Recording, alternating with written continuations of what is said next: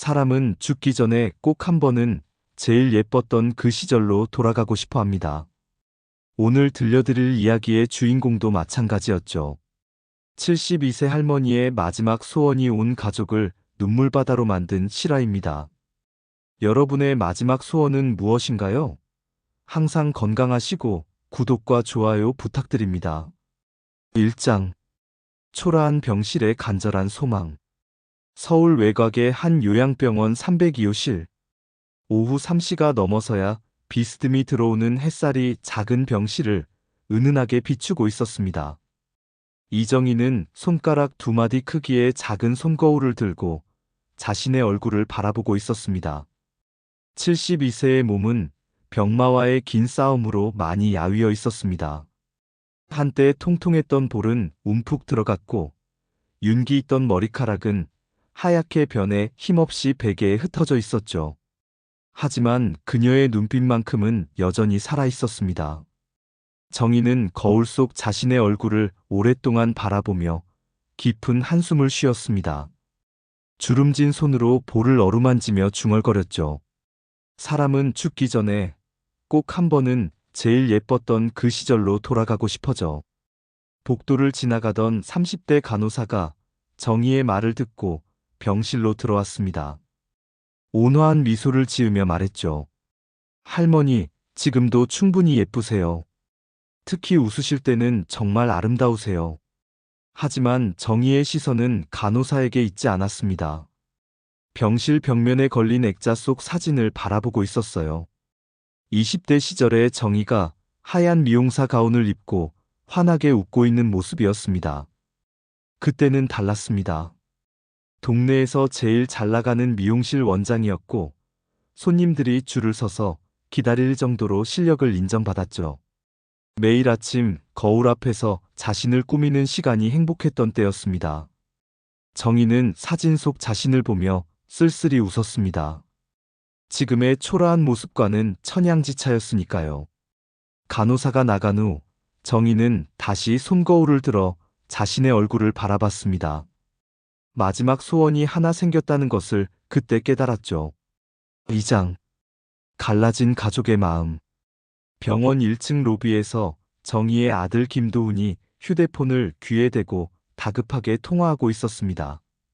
아직 시간이 좀 더 필요하다니까요. 어머니가 돌아가시면 바로 정리해 드릴게요.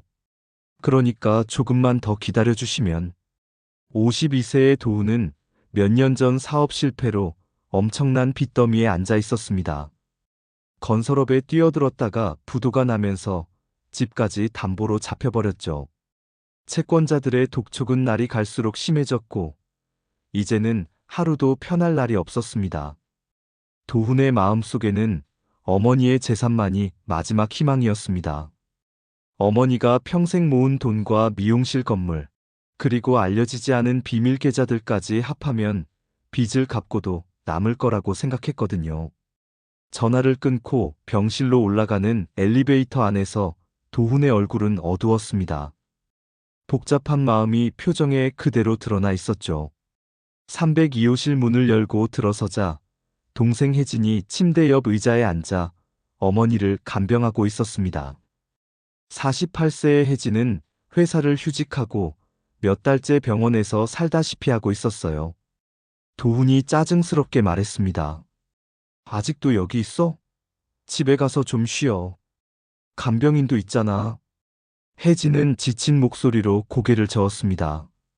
엄마 혼자 두고 어떻게 가? 밤에 깨서 나를 찾으시는데. 간병비만 하루에 10만 원씩 나가고 돈만 나가고 소용없어. 형제의 날카로운 말다툼 소리를 듣던 정희가 침대에서 힘없이 중얼거렸습니다. 내가 죽어야 끝날 싸움이겠지. 내 때문에 너희들이 이렇게 싸우는구나. 혜진이 서둘러 어머니의 마른 손을 잡으며 말했습니다.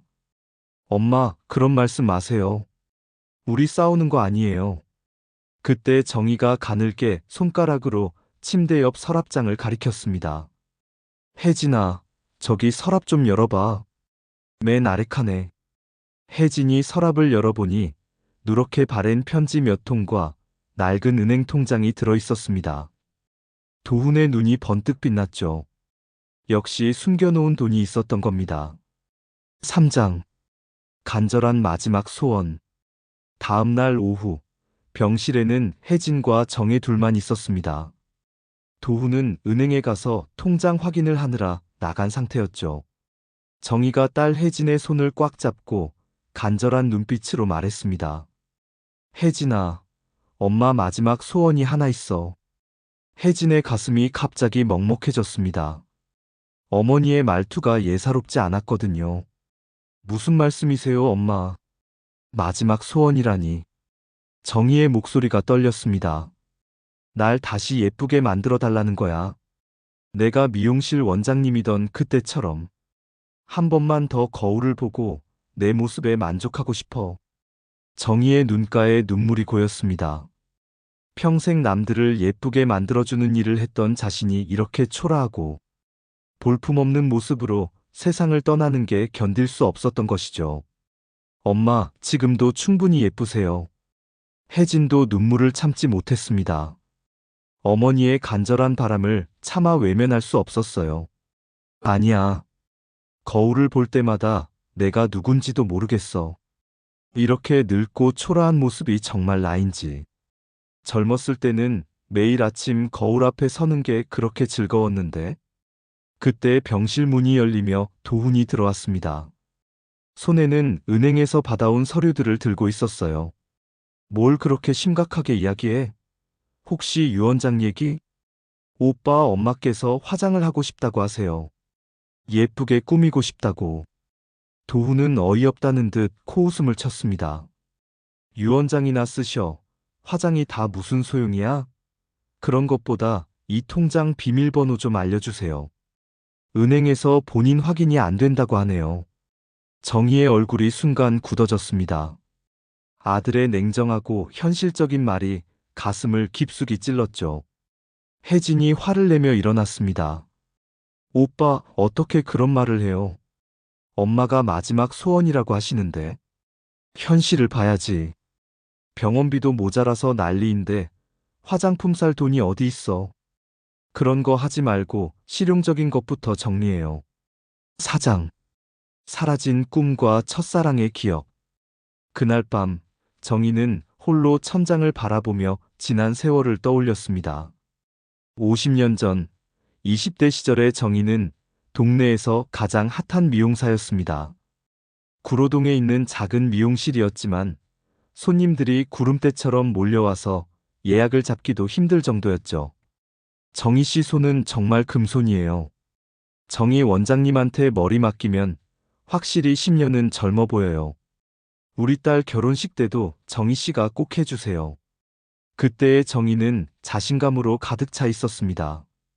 매일 아침 6시에 일어나서 꼼꼼히 화장하고 예쁜 옷을 입고 미용실에 나가는 게 즐거웠어요.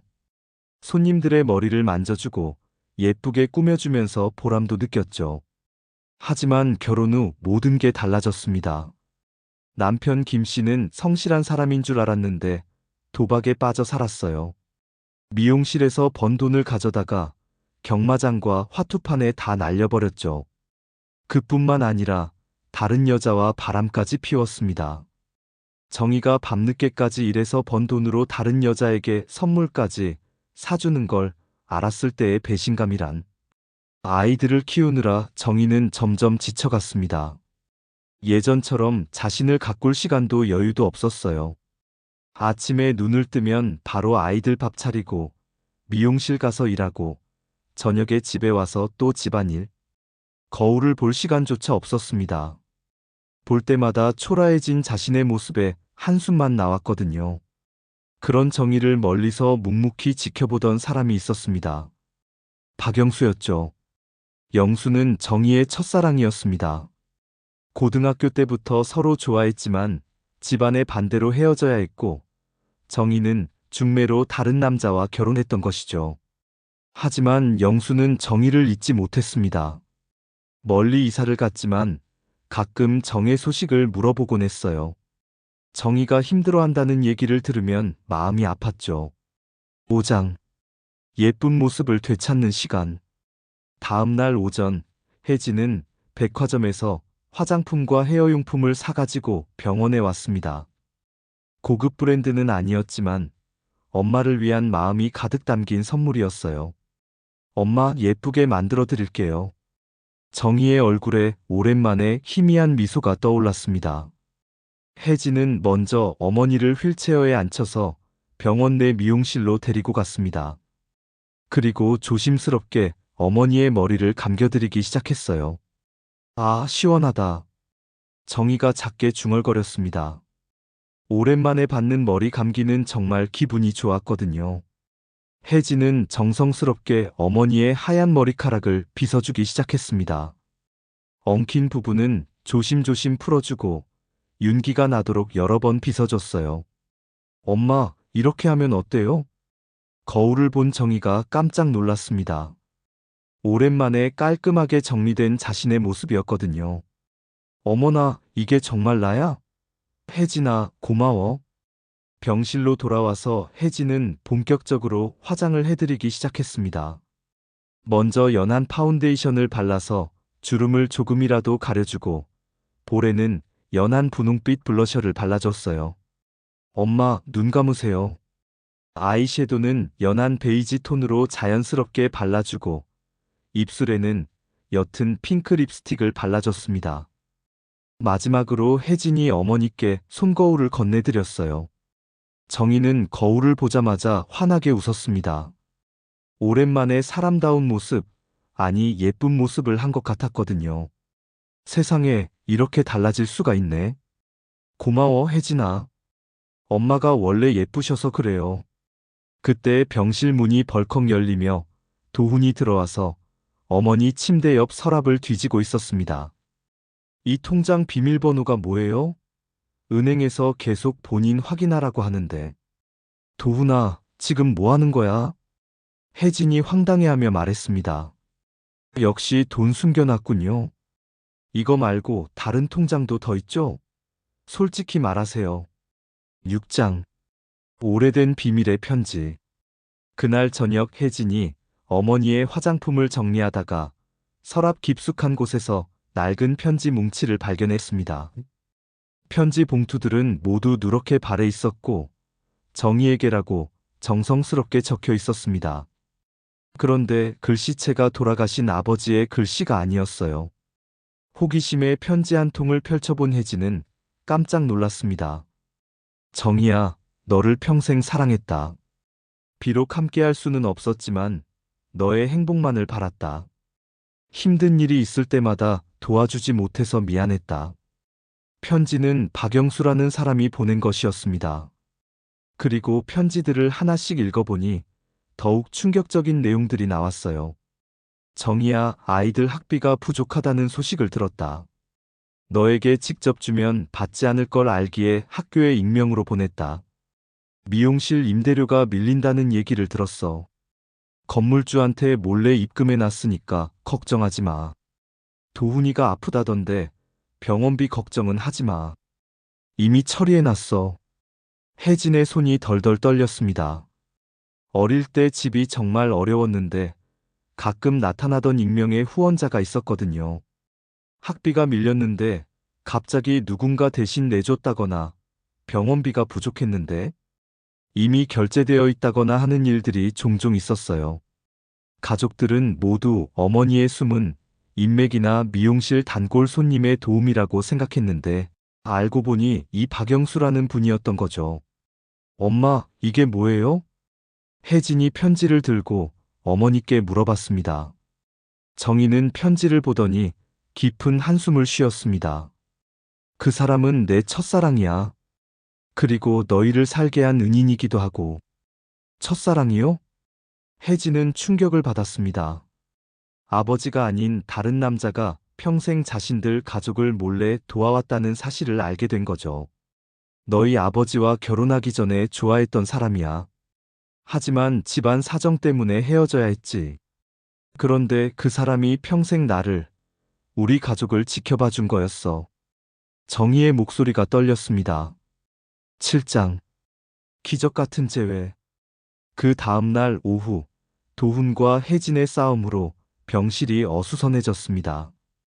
엄마가 이 나이에 무슨 화장이야? 그 돈으로 병원비나 내세요. 오빠가 너무해.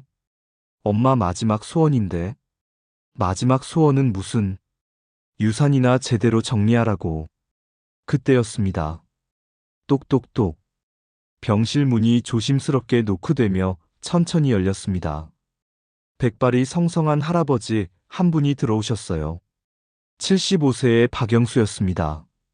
그의 손에는 하얀 장미 꽃다발이 들려 있었고 정의를 보는 눈빛은 50년 전 그 청년의 눈빛과 똑같이 따뜻했습니다. 정의야. 목소리도 여전히 부드러웠어요. 정의의 눈에서 주르륵 눈물이 흘러내렸습니다. 영수야, 어떻게 여기를? 어떻게 알고 왔어? 네가 아프다는 소식을 듣고 안 올 수가 없었지. 혜진 씨가 연락해줬어. 혜진이 편지에 있던 연락처로 영수 할아버지께 연락을 드렸던 것이었습니다. 영수는 정의 곁으로 천천히 다가왔습니다. 그리고 주름진 손으로 정의의 손을 조심스럽게 잡았어요. 넌 지금도 내 눈엔 세상에서 제일 아름다운 사람이야. 영수는 가방에서 빗을 꺼내 직접 정의의 머리를 다시 빗어주기 시작했습니다. 50년 전 연인에게 하던 것처럼 부드럽고 정성스럽게 말이에요. 기억나니? 우리 처음 만났을 때 내가 내 머리 빗어준 거. 기억해? 어떻게 잊어? 정의도 울면서 웃었습니다. 병실은 순식간에 감동의 눈물바다가 되었습니다. 도훈과 혜진도 어머니의 진짜 사랑과 그 사랑을 지켜온 한 남자의 마음을 목격하며 눈물을 흘렸어요. 미안해, 엄마. 내가 너무 몰랐어. 도훈이 어머니 손을 잡고 진심으로 사과했습니다. 8장. 가장 아름다운 마지막. 영수 할아버지가 와서 직접 정의의 머리를 손질해주고 혜진이 다시 한번 정성스럽게 화장을 해드렸습니다. 정의는 영수의 손을 꼭 잡고 환하게 미소를 지었습니다. 화장을 한 얼굴은 정말 아름다웠고 무엇보다 마음이 평온해 보였어요. 고마워, 영수야. 덕분에 예쁜 모습으로 갈 수 있을 것 같아. 무슨 소리야? 아직 갈 때가 아니야. 하지만 정의는 알고 있었습니다. 자신에게 남은 시간이 얼마 없다는 것을. 영수야, 평생 고마웠어. 나 때문에 결혼도 못하고. 그런 소리 하지 마. 난 행복했어. 네가 행복한 모습을 멀리서라도 볼 수 있어서. 아들과 딸은 서로의 손을 잡고 화해했습니다. 어머니의 진짜 모습과 그녀를 평생 사랑한 한 남자의 마음을 보며 자신들의 잘못을 깊이 깨달았거든요. 엄마 사랑해요. 혜진이 어머니의 주름진 뺨에 조심스럽게 키스했습니다. 엄마 정말 죄송해요. 이제야 엄마 마음을 알겠어요. 도훈도 눈물을 흘리며 어머니의 손을 잡았습니다. 정의는 사랑하는 사람들에게 둘러싸여 마지막 말을 남겼습니다. 이제야 내 인생이 조금은 예뻐 보이는구나.